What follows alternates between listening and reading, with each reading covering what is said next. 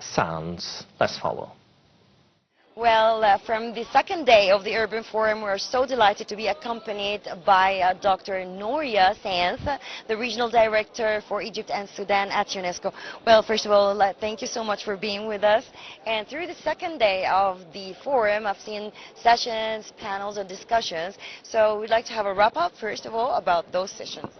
Thank you very much. It's a pleasure to be with Nile TV. And of course, UNESCO came to celebrate how deep and how extensive is the living and urban heritage of Cairo and many other cities that have been inscribed on the World Heritage List of UNESCO.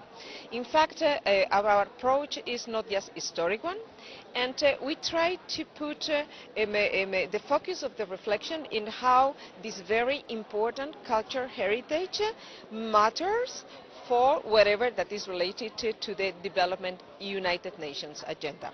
That's why we have discussed about these evolving memories and legacies and what is the lesson learned since all of the cities in the MENA region and in the Arab world have been accumulated for thousands of generations a sustainable way of living in the desert, in the driest areas. So we have analyzed this morning what happened in Fustat, but what happened in Samarra, but what happened in Aleppo, and what happened in Medinat el Sahara, in Al-Andalus, in Cordoba, and of course what is the lesson learned for the future.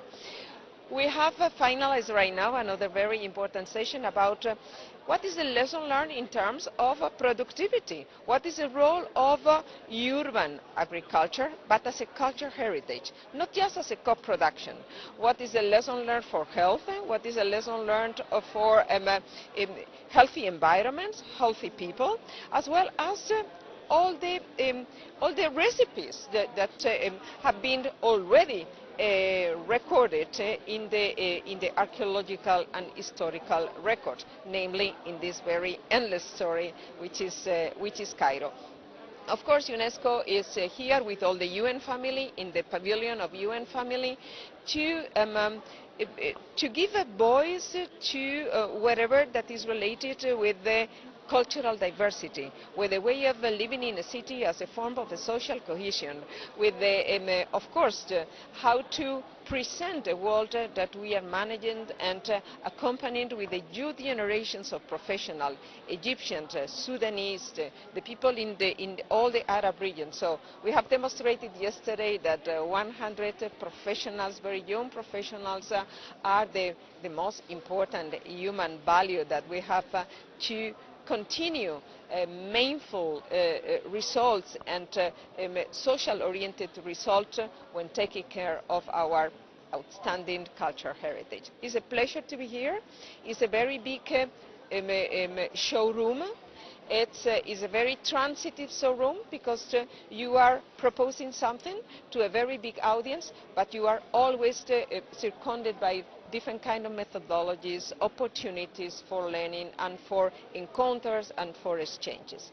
UNESCO this time have invited 15 international scholars that met here with more than 100 scholars and of course a very big community of practice, communities of interest, and very happy. This is just always the starting point for different other projects of United Nations here, for UNESCO project in Egypt, always proud and happy to serve United Nations in this country.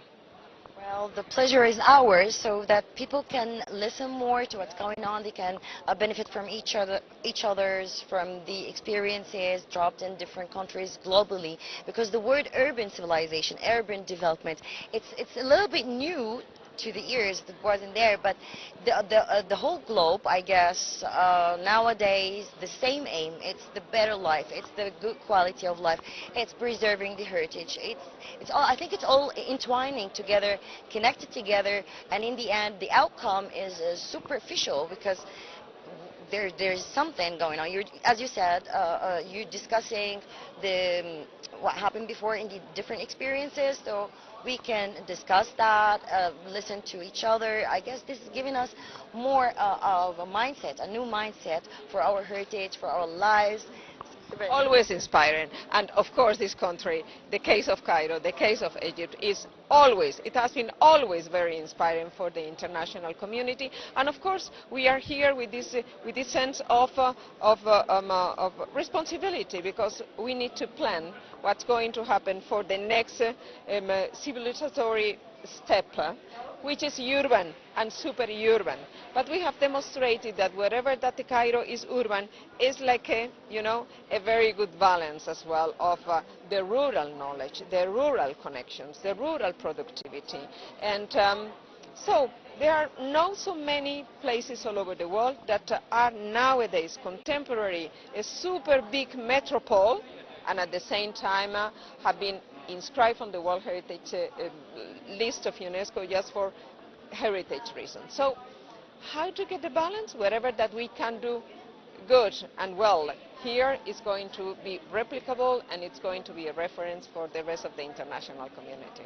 Well, of course, the UNESCO has always been in Egypt with its diverse aspects, diverse branches, diverse fields, but we're so lucky to have you here. We're so delighted to have such experiences as you are. Thank you so much for being with us, and wishing you a great session ahead. Thank you so much.